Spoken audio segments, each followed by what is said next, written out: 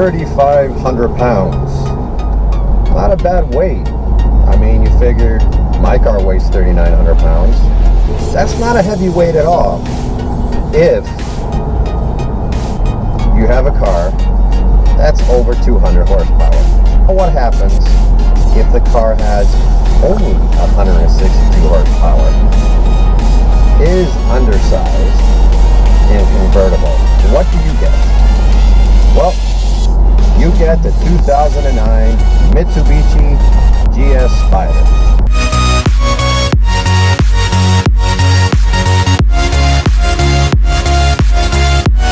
A 2.4 liter. It's not the fastest car, but I'll tell you one thing though. I really like this car. It's comfy.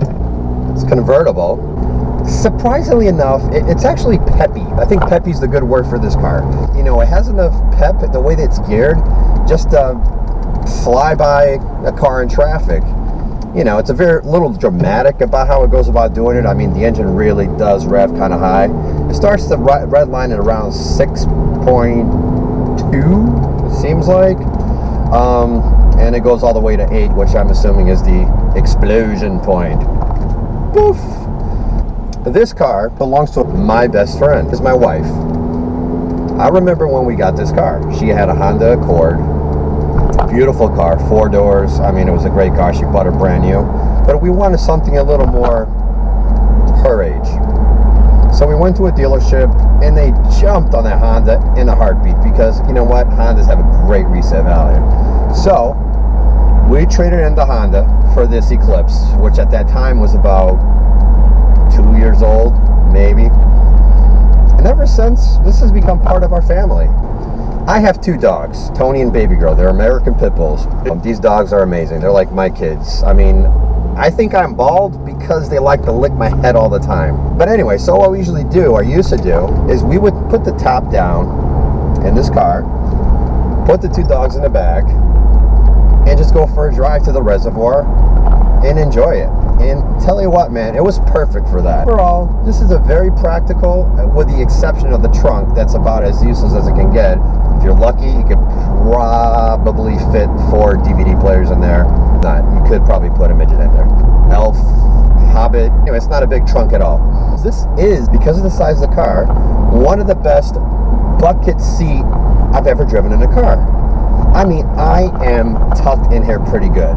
The only thing that's missing is the other extra 100 horsepower that comes with the Eclipse GT for this generation, which I believe is 260 something horse, which again, not an astronomical number, but quite good. Let's stop because there's a family of ducks in front of me. Whack. Okay, duck crossing. Probably one of the most fun cars that I've ever driven.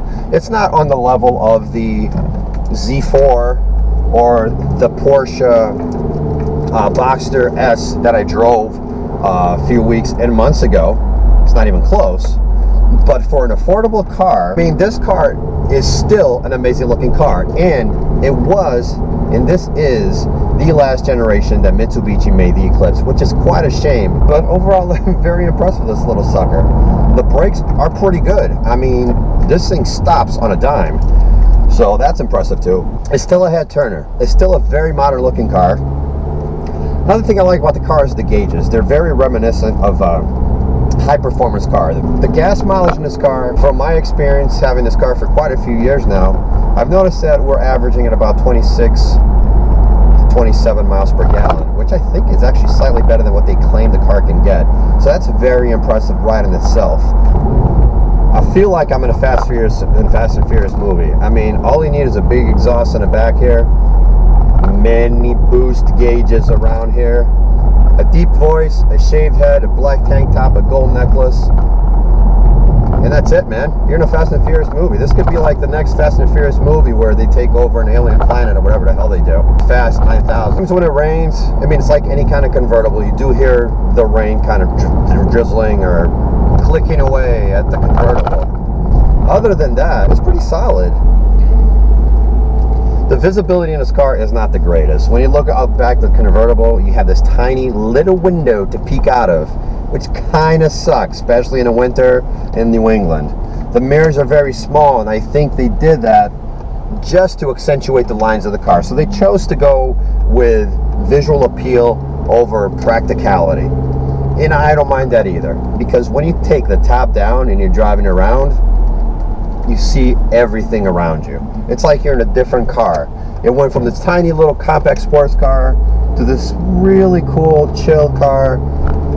You can access everything. You can feel the breeze, feel the wind. You can hear all the sounds. You still get a lot of attention with this car. You know, it's pretty cool. So I hope you enjoyed watching this video. Just subscribe, hit the thumbs up. Try not to hit the thumbs down. If you do, I understand. But thank you very much for watching my channel. Thank you very much for following me. I'm starting to get a lot of views, which is quite cool, and I really appreciate that.